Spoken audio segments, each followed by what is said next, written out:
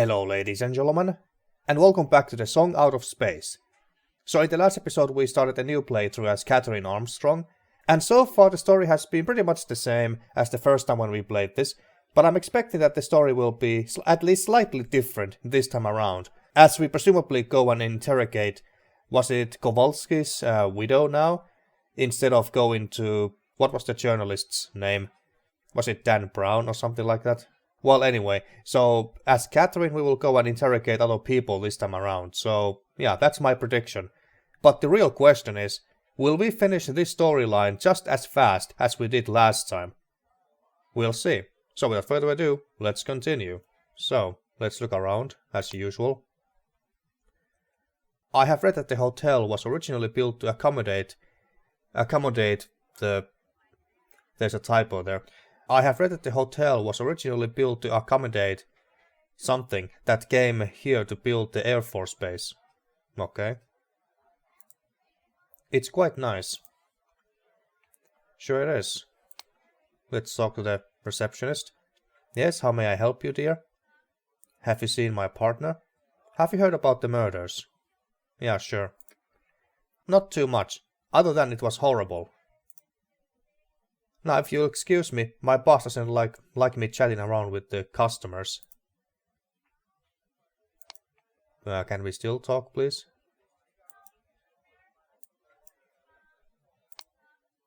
Game? Did the game freeze again?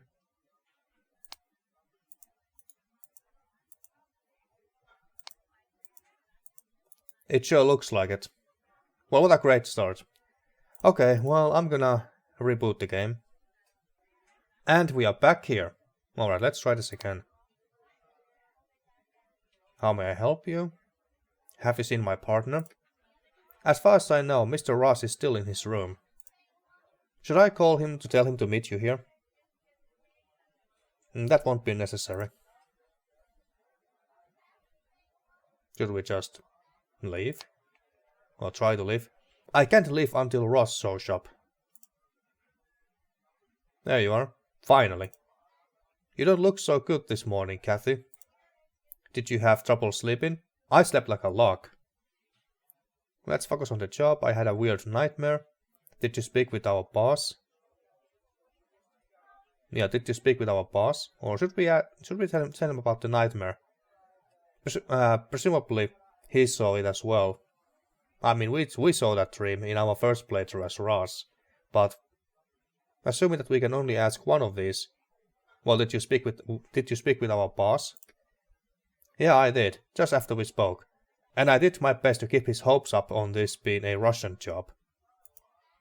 He was happy about that, but I'm sure that his patience will run out soon. So we should focus on solving the case as fast as possible, so we can leave this whole damn thing behind. I think the best option is that we separate. That way we'll be able to cover more ground. I think it would be better if we went together. That sounds like a good plan. Yeah, sure. We agree on something, at least. What? We haven't really been disagreeing with each other that much in the last episode, did we? And a bit of solo investigation on your side will look good on the report. Yeah, there's that too. As for me, I'll be meeting a contact that may have some information we are missing. He's an old pal from the army. These days he works for the big brass at the Pentagon. So he should be able to tell me if there was a connection between the research station and the Fairchild Air Force Base. You should go interrogate one of the persons of interest too. See if you discover something. Do you have anyone in mind? The scientist's widow? Daniel Brown, that weird reporter? It was Daniel Brown and not Dan Brown. Well, close enough. The scientist's widow? The widow? Ah, she was married to the scientist that had the Russian last name, wasn't she? What was her name again? Carrie Kowalski? Sounds like a good place to start. Is there anyone else you want to talk with? Well, how about Daniel Brown then? Yep, the deputy said he was friends with the missing scientist, Nicholas Forrester. I would be surprised if he didn't know something about Nicholas that could explain what happened at the station. Any more suspects you want to interrogate? Nah, all good. Just keep in mind that these things tend to take longer than expected. Choose wisely how to spend your time. Yeah, good advice. Glad to help. Let's meet here tonight and discuss what we have learned. Bye. Alright, now we take off.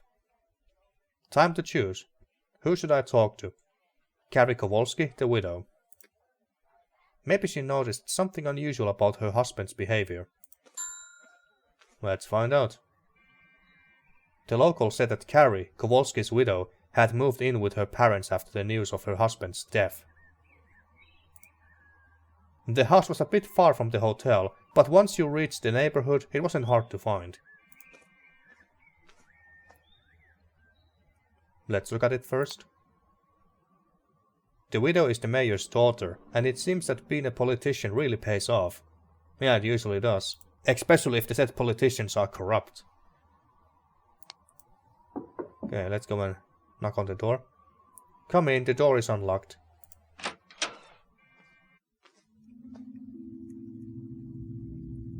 So that's the widow, I guess. You are that federal agent, Catherine, right? The sheriff told me you would be coming to talk to me sooner or later. My condolences on your loss. And you are Carrie, Mr. Kowalski's widow. This won't take you too much time. Well, my condolences on your loss. My loss? I can't believe he's gone forever. I still have the feeling that I will wake up and it will all have been just a nightmare. Just ask your questions. About the night of the crime, about your husband's work, about your husband's friends, Nicholas Forrester.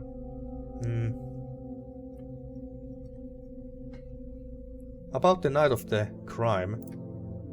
Trust me, I'll remember that damn night for the rest of my life. Did you notice anything strange?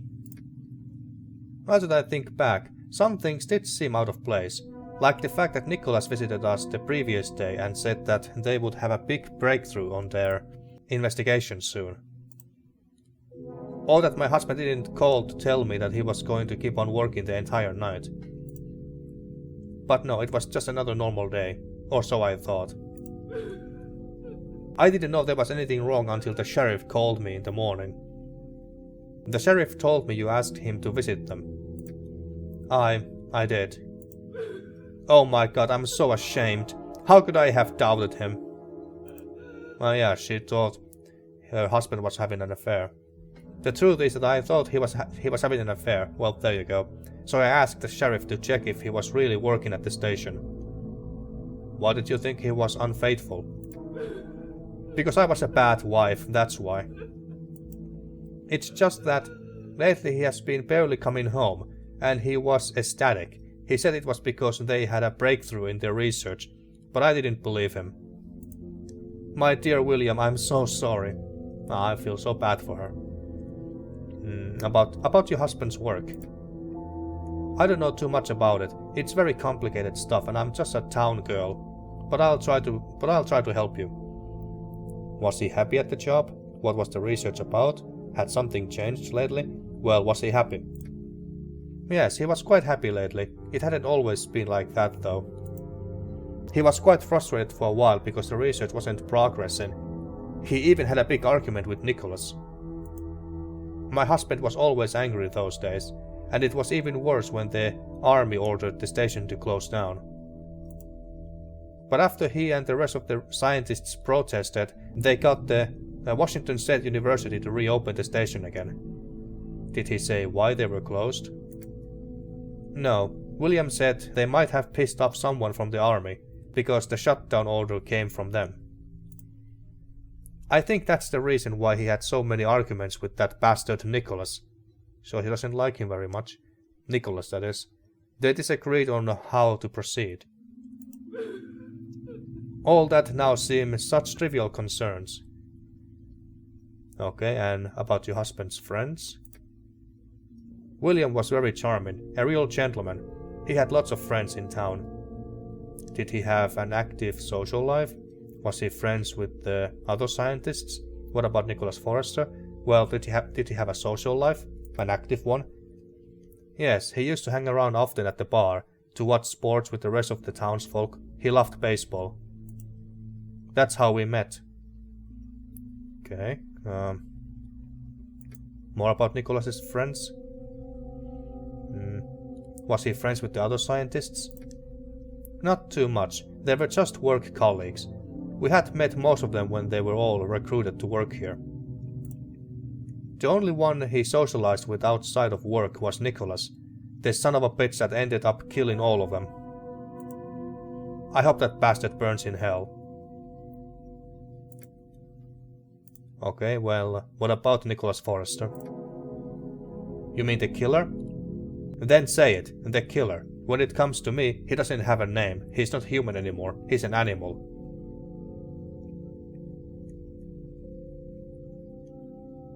Yeah, well, about the killer then. But then again, we don't know for sure if he actually killed them, so let's change the topic. Good, thinking about him makes me sick. Well, I'm have to ask this, about Nicholas Forrester. I have nothing else to say about that monster. Alright, fine. Okay, I think I have everything I need. Hopefully you'll catch that monster soon and clear this up, so at least my son knows why his father died. Oh, they have a son too, okay. The house seems even bigger from the inside. So, I guess we are done with her. I will let you know if I remember anything else, Agent. Alright, well, let's go. So the Washington State University tried to shut down the research station, huh? I should get back to Ross and let him know about this. The sun was going down when you made it back to the town center.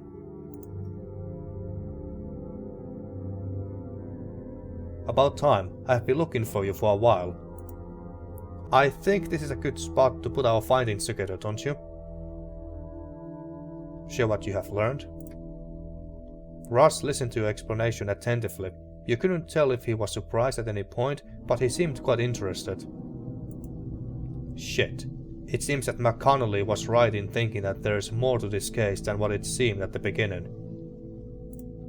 Me? Unfortunately, I couldn't reach my contact at the Air Force, so I went to speak with that creepy reporter, Daniel Brown. He told me that Nicholas Forrester and William Kowalski were convinced that the folks at the Fairchild Air Force Base were sabotaging their work somehow. In any other case, I would dismiss that as ramblings from a conspiracy theorist, but the fact that the army ordered their research to stop... It's getting kinda late. Let's head back to the hotel. We can compare our notes while we walk there. Let's look around first. The sun was going down and the air felt colder. Soon it would be dark. First thing in the morning, we should discuss which persons of interest to interview. Yeah, what do you want? What did you discover again? What are your theories on the case? Not sure what to think anymore. Sure, every closed case always has some question left unanswered, but here there are too many things that don't add up. Look, I'm tired of walking from here to there all day long. Let's just head back to the hotel and discuss what to do next. Okay, let's go. And now we should get a phone call. As soon as you entered the hotel, the clerk approached you. She seemed quite distressed. Excuse me, agents? The sheriff called and said that you should go to his office immediately. Did he say what it was about? Well, he said that, that apparently somebody killed the deputy. Thanks for letting us know. Tell the sheriff that we are heading over there immediately. What the hell is going on? I wish I could answer that for you. Okay, let's get to the sheriff and find out what the fuck has happened.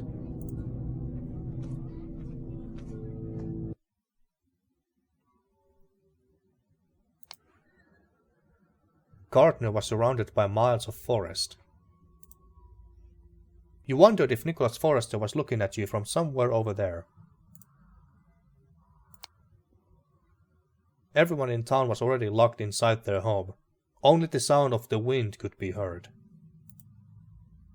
If you hadn't seen this place in daytime, you could swear it was a ghost town.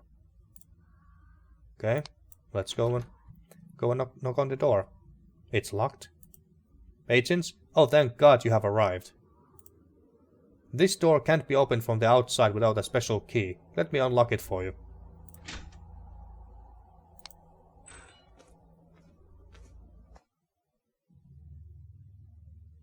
The lifeless body of Deputy Crane lied in a chair, covered in blood. This is madness. I spoke with him just a few hours ago, and now he's gone. You need to call for reinforcements, agents. We need a federal team to track down that maniac.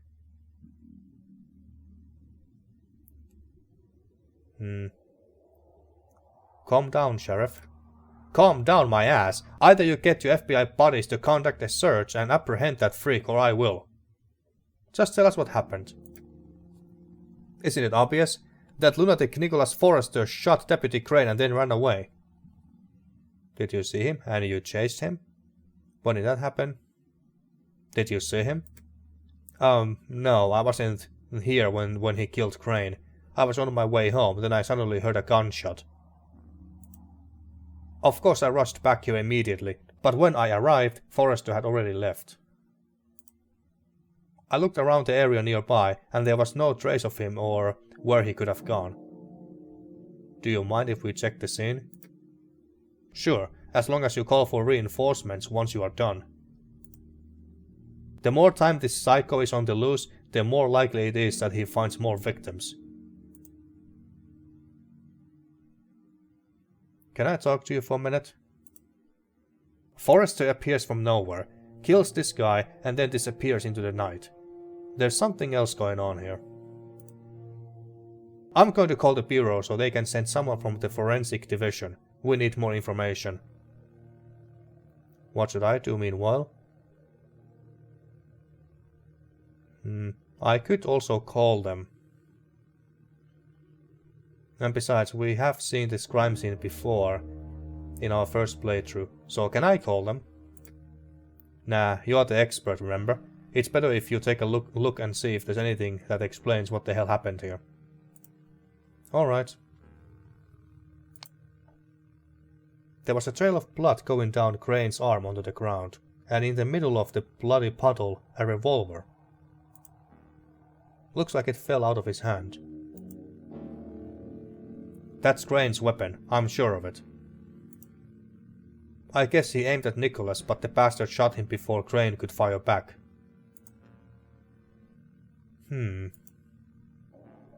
Let's not touch it yet. The lifeless body of Deputy Crane sat in the chair. He had been shot on the side of the head. The bullet went in and out in a clean manner. He must have been shot with a handgun or a similar low-caliber weapon. And there's burning marks around the entry wound. He was shot at point-blank range. This window is locked. In fact, all of them are. Is there something wrong? Can this be locked from the outside? No intruder could have entered from outside. No one could have left through the window. No intruder could have entered from outside. The door can't be opened from the outside, so the only way to enter was through the window. Maybe Forrester entered through a window, shot Deputy Crane, and then locked all the windows and left through the front door. But couldn't you have seen him? It's a possibility. That wouldn't make any sense. Nothing that this bastard has done so far makes any sense. He's fucked up in the head. Maybe he did it just to confuse you. So far I would say he succeeded. Well, anyway, let's take the revolver. You put on a pair of gloves and examine the gun. The cannon smells like gunpowder and it's warm to the touch. This weapon has been fired recently. And it's missing a bullet. Did you find something? How many gunshots did you hear? It was Deputy Crane who fired. This weapon has been fired recently. But how is that possible? Was he troubled recently? We shouldn't rule out suicide. That's ridiculous. I knew him like a son, goddammit. He was the most cheerful person in this damn town. So you can forget about that shit right now. He wouldn't have killed himself. Ever. I better leave this where it belongs. Yeah, for the pictures. And you noticed that there was something unusual on the desk, next to the typewriter. A portable cassette player and a headset. It looks like he was listening to something before he died.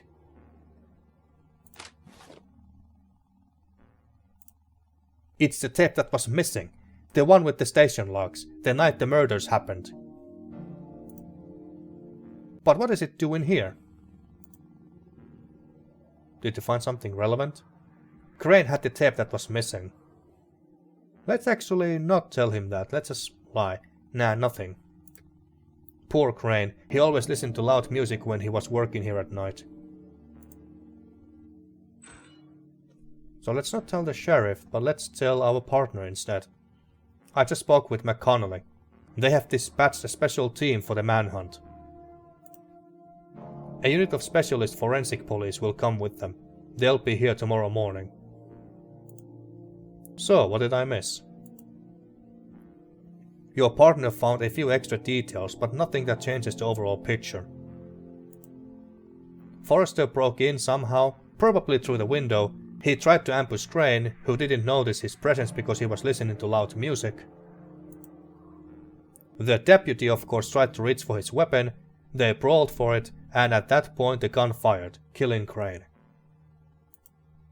And then Forrester left in a hurry, since he knew that someone would have heard the gunshot.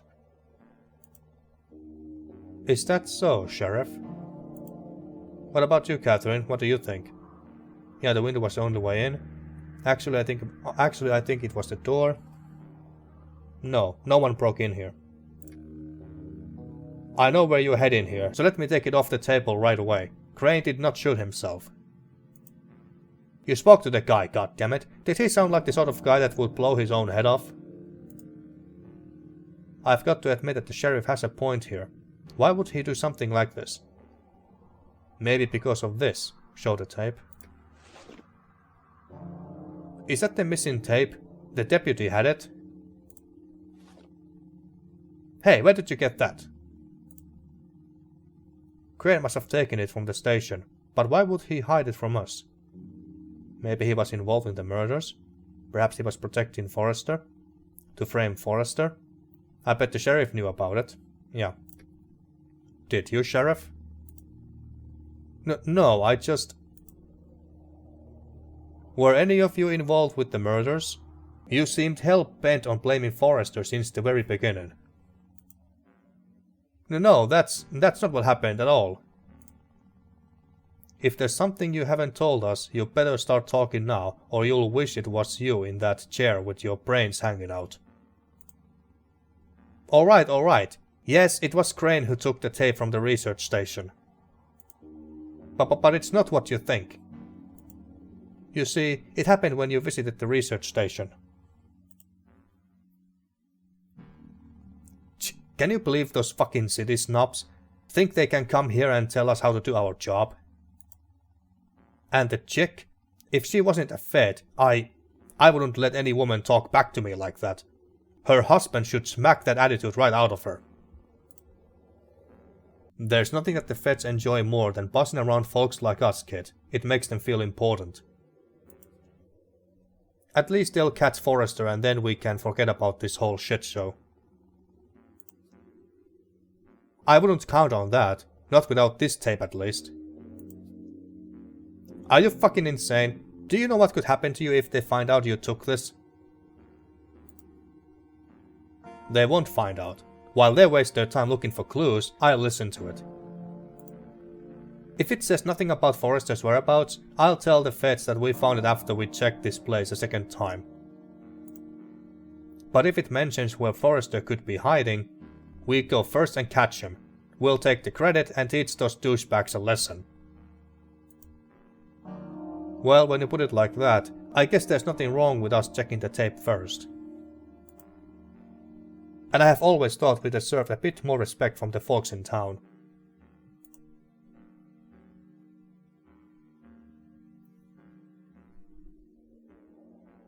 I swear to God, that's what happened. We already caught you lying. I bet you would say something to save your sorry ass. I'm telling you the truth. We just wanted to check out the tape before you. Keep on pressuring him. My partner doesn't seem convinced, and neither am I. What did you do to Forrester? Did he run away and that's why you are trying to frame him? No, you're making a mistake. I'm innocent, I swear. Listen to the tape. You'll see I've got nothing to do with what happened. It would be stupid not to listen to it and get some answers. Don't you think so, Kathy? Can we talk to him again? Your partner took the tape and looked at it closely. Have you decided what to do with it? I can listen to it if you want to. Maybe we should make him listen to it, just so that we can see that how he will react. And we just follow with the flow. Yes, please, tell me what's on it. Okay, so let's make our partner listen to it instead. Ross sat at the desk in front of Deputy Crane's body, put on the headset and pressed play on the device. Remain silent. This is too early on. Let me... Okay, now they're talking about something. A signal they have detected a few months ago. What kind of signal? I don't know. Something from outer space. It seems... It's just a lot of techno babble to me, honestly. But they sound very excited, because they had found a way to listen to it despite the interferences. Now they are rambling about how the interferences made it impossible for them to work. There, they have just activated the antenna on the station and are getting a clean transmission. What the fuck? Ross? What the hell? Ross removed the headset, allowing everyone to hear something. The first notes of a strange song. I can see you. What just... Okay, I'm not listening to that again. And what's up with you? You look like you have seen a ghost. Did you see that? All I remember is my ears getting shocked. They are still buzzing, goddammit. So what did you learn? It was Forrester, right? No way to know who killed them based on that recording. They all just started screaming for some reason, and that was it. All that damn tape gave us is a whole bunch of unanswered questions. Oh, come on, just let me go and I'll bring you the killer. Shut up, Sheriff. You'll remain here until we find out who murdered Deputy Crane. What was that? That noise came from that corridor over there even. There's someone else here. I'll keep an eye on the sheriff. Go check who's making those noises, and be careful. Okay, let's go.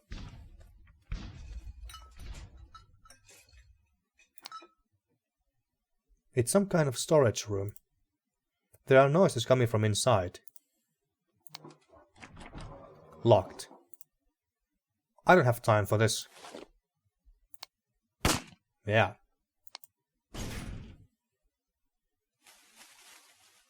Someone is running away. Freeze! He's gone. Shit. Did you shoot? What's going on? There was someone here. Someone ran away. They go and catch him. I'll be right behind you in a minute. Hey, don't cuff me. What if Forrester comes back? Okay, let's go. You pursue the figure as it runs away to the woods. Your legs start to hurt and you are panting, but you don't stop. Eventually the figure stops at a lonely cabin.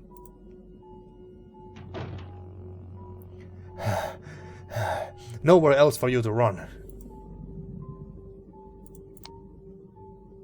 You looked back at the seemingly endless forest behind you, but there were no signs of your partner. I hope Ross manages to find his way through the woods. The cabin stood alone in a small forest clearing. The lights were out and there wasn't any sound coming from the inside, but you knew there was someone inside. That figure went in there. Well, let's just go straight in. It seems that Ross isn't coming. I should head inside before whoever that is has a chance to escape. I better play it safe. The dim light from an old lamp is the only thing keeping the interior of the cabin from total darkness. Slowly your eyes get used to the low light, and then you see someone hiding behind the furniture. I surrender, don't shoot! Who the hell are you? You were the sheriff's office? You mean you were in the sheriff's office? Why? You were in the sheriff's office. Why? I was looking for something. Something important. I need to get back there. We need to destroy it. Looking for what? For the tape of that damned night. The place where that song was recorded. Some fool has played it. I can feel it. It has to be destroyed before more people get killed. How do you know about it? First tell me who you are. I guess there's no point in hiding it anymore. You might have guessed it by now, but I'm Nicholas Forrester. Forrester, you under arrest? Did you murder the deputy? He's dead? Then the shot I heard must have been him blowing his own head off. Lucky guy. In a way, you could say I killed him, yes. Same as my colleagues at the research station. After all, it was me who discovered the way to get through the radio block and listen to it. It's all my fault. What happened at the station? What happened? Fucking hell on earth, that's what happened. All because of that damned music. The song that they were researching at the Fairchild base. So even the military was researching it. You must have seen the corpses. Haven't you figured out who did that to them? It was them. They did it to themselves. And they kept laughing while they killed each other. Laughing as they were hitting and biting and tearing each other's flesh. I was laughing too. Even poor Ellie was laughing when Kowalski grabbed an axe and cut her head off.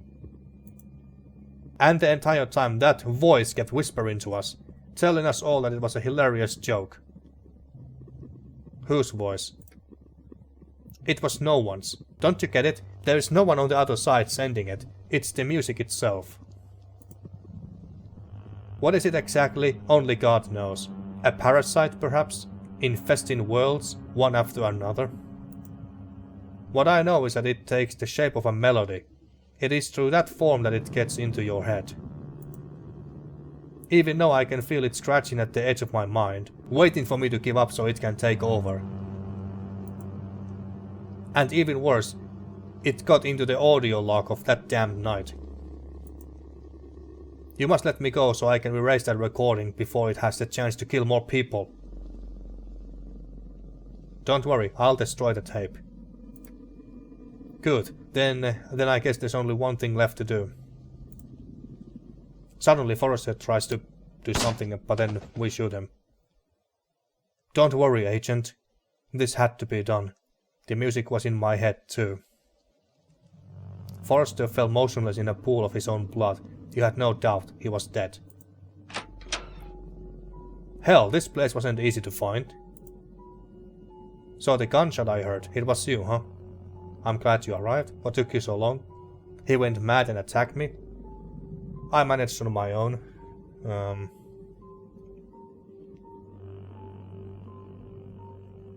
I managed on my own. Yeah, I can see that. Anyway, that was Forrester, wasn't it? You would better stay here. I'll go back to the sheriff's office and get someone to help us shift the body.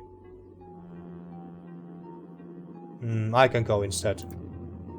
Whoa, slow down, you just shot somebody. I think it's better if you take a minute to cool off. It won't take long. Oh, I won't take long even. I think he just wanted to avoid staying here along with the corpse. Then you felt something strange in your pocket. What the... I must have taken it from the sheriff's office without noticing. I wonder what I should do with it. Well, we promised to break it, so... let's break it. You snapped the tape in two and ripped its contents. And when you did, you felt somehow relieved. Of course you didn't know at that point, but that decision was a mistake. Again, how was that a mistake? The end. Okay, so we managed to... This game has multiple endings and secrets reveal. Yeah, we know. But I don't think that this game has enough going for it to play it for the third time. At least not to make a let's play of it, I don't think. But yeah, this game was... once again, I must say that this game was much shorter than I expected it to be. Kinda disappointingly so, because I like the story that the game has going for it in here. They just don't do much with it. They just do way too little with it, in my honest opinion. I just wish that we were doing more, you know, actual investigation and federal fieldwork in this game. I could easily imagine that the story of this game could have been taken from the X-Files series. I mean, this was very similar to X-Files. The whole mystery behind the song Out of Space, the fact that we were playing as two federal agents. Similarly to Mulder and Scully from the X-Files, this almost felt like an X-Files episode in that sense. So I really like that. And I also found the photographic pixel art in this game very interesting. That was actually the main reason why I picked up this game, and also the fact that this was advertised as a Lovecraftian game as well. But the game is just so damn short, and that's why it kind of feels like that a good story was wasted here. And this is a visual novel as well, so there is no puzzles at all in this game, like none whatsoever. Which was also disappointing as well, to be honest with you. Because I have played some other visual novel games before, like The Blind Prophet and The Chicken Police as well, and even they had some puzzles in them. But not this game. So that was slightly disappointing. But still, I enjoyed the game for what it was. I'm just wondering that is it worth to make a my thoughts on video of this game? I mean, this game was so short and there's very little gameplay that it almost feels like that there's no point to make a my thoughts on video of this game. Well, I'll think about it. I have some other my thoughts on video projects that I need to work on anyway. So let me work on those first before I even consider making one of this. But anyway, I'm gonna end this video and thus this let's play here. So, thank you for watching my let's play of the song Out of Space, and see you in a new adventure.